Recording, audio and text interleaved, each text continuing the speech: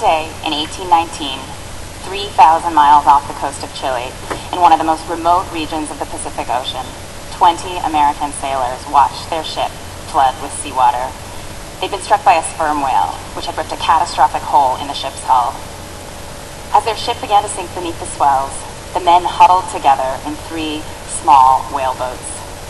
These men were 10,000 miles from home, more than 1,000 miles from the nearest scrap of land. In their small boats, they carried only rudimentary navigational equipment and limited supplies of food and water. These were the men of the whale ship Essex, whose story would later inspire parts of Moby Dick. Even in today's world, their situation would be really dire. But think about how much worse it would have been then. No one on land had any idea that anything had gone wrong. No search party was coming to look for these men. So most of us have never experienced a situation as frightening as the one in which these sailors found themselves. But we all know what it's like to be afraid. We know how fear feels, but I'm not sure we spend enough time thinking about what our fears mean. As we grow up, we're often encouraged to think of fear as a weakness, just another childish thing to discard, like baby teeth or roller skates. And I think it's no accident that we think this way. Neuroscientists have actually shown that human beings are hardwired to be optimists. So maybe that's why we think of fear sometimes as a danger in and of itself. Don't worry, we like to say to one another. Don't panic. In English, fear is something we conquer. It's something we fight, something we overcome. But what if we looked at fear in a fresh way?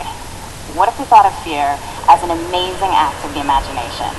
Something that can be as profound and insightful as storytelling itself. It's easiest to see this link between fear and the imagination in young children, whose fears are often extraordinarily vivid. When I was a child, I lived in California, which is, mostly a very nice place to live. But for me as a child, California could also be a little scary. I remember how frightening it was to see the chandelier that hung above our dining table swing back and forth during every minor earthquake. And I sometimes couldn't sleep at night, terrified that the big one might strike while we were sleeping. And what we say about kids who have fears like that is that they have a vivid imagination. But at a certain point, most of us learn to leave these kinds of visions behind and grow up. We learn that there are no monsters hiding under the bed, and not every earthquake brings buildings down. But maybe it's no coincidence that some of our most creative minds fail to leave these kinds of fears behind as adults. The same incredible imaginations that produced The Origin of Species, Jane Eyre, and The Remembrance of Things Past also generated intense worries that haunted the adult lives of Charles Darwin, Charlotte Bronte, and Marcel Proust. So the question is, what can the rest of us learn about fear from visionaries and young children? Well, let's return to the year 1819 for a moment, to the situation facing the crew of the whale ship Essex. Let's take a look at the fears that their imaginations were generating as they drifted in the middle of the Pacific.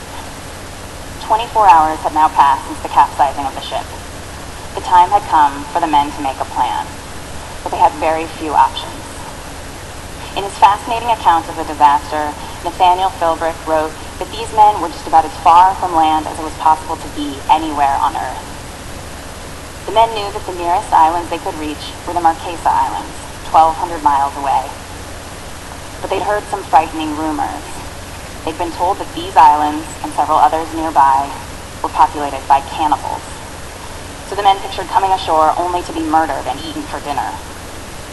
Another possible destination was Hawaii, but given the season, the captain was afraid they'd be struck by severe storms.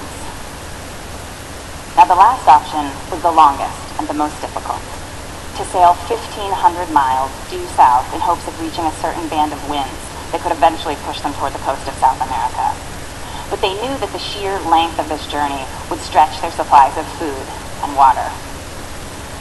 To be eaten by cannibals, to be battered by storms, to starve to death before reaching land. These were the fears that danced in the imaginations of these poor men.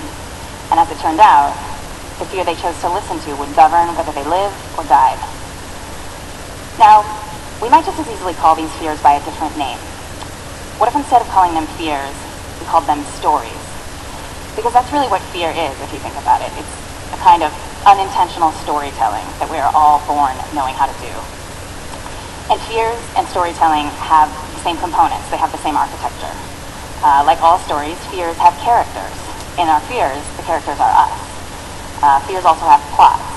They have beginnings and middles and ends. You board the plane takes off, the engine fails. Our fears also tend to contain imagery that can be every bit as vivid as what you might find in the pages of a novel. Picture a cannibal, human teeth sinking into human skin, human flesh roasting over a fire. Fears also have suspense. If I've done my job as a storyteller today, you should be wondering what happened to the men of the whale ship Essex. Our fears provoke in us a very similar form of suspense. Just like all great stories, our fears focus our attention on a question that is as important in life as it is in literature. What will happen next? In other words, our fears make us think about the future. And humans, by the way, are the only creatures capable of thinking about the future in this way, of projecting ourselves forward in time. And this mental time travel is just one more thing that fears have in common with storytelling. As a writer, I can tell you that a big part of writing fiction is learning to predict how one event in a story will affect all the other events. And fear works in that same way. In fear, just like in fiction, one thing always leads to another. When I was writing my first novel, The Age of Miracles, I spent months trying to figure out what would happen if the rotation of the Earth suddenly began to slow down. What would happen to our days? What would happen to our crops? What would happen to our minds? And then it was only later that I realized how very similar these questions were to the ones I used to ask myself as a child, frightened in the night. If an earthquake strikes tonight, I used to worry, what will happen to our house? What will happen to my family? And the answer to those questions always took the form of a story. So if we think of our fears as more than just fears, but as stories, we should think of ourselves as the authors of those stories. But just as importantly, we need to think of ourselves as the readers of our fears. And how we choose to read our fears can have a profound effect on our lives. Now, some of us naturally read our fears more closely than others.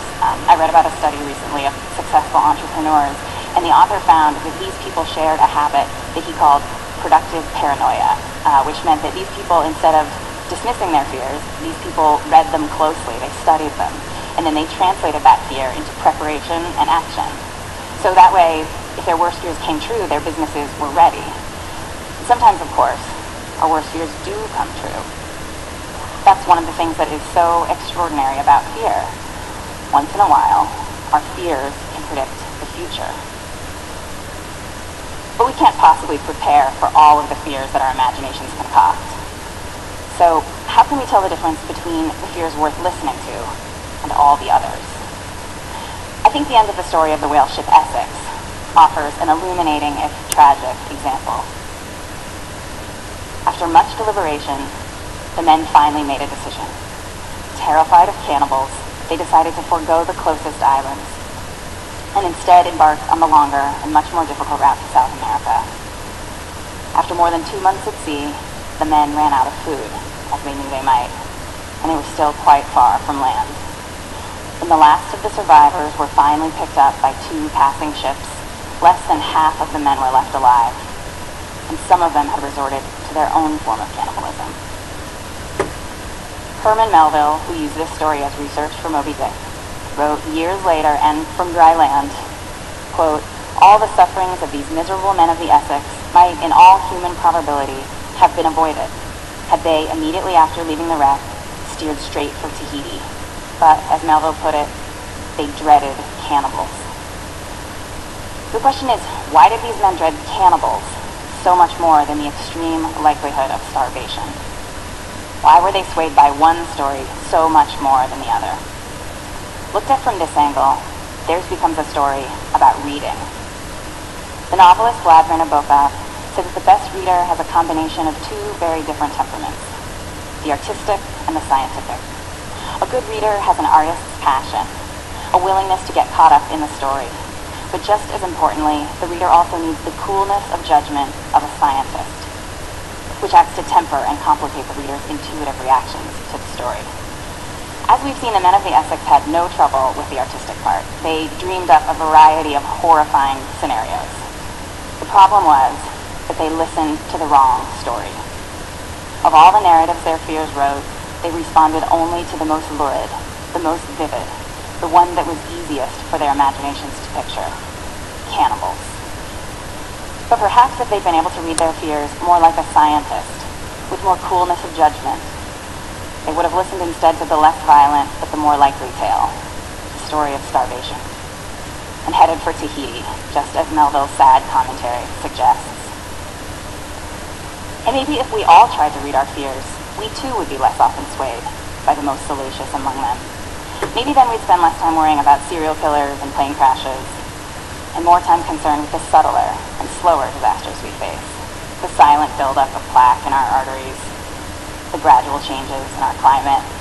Just as the most nuanced stories in literature are often the richest, so too might our subtlest fears be the truest.